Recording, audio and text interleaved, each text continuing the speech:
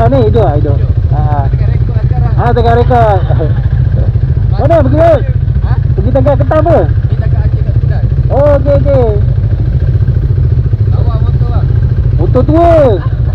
Dia nak mana ni? Nak masuk Singapura. Oh.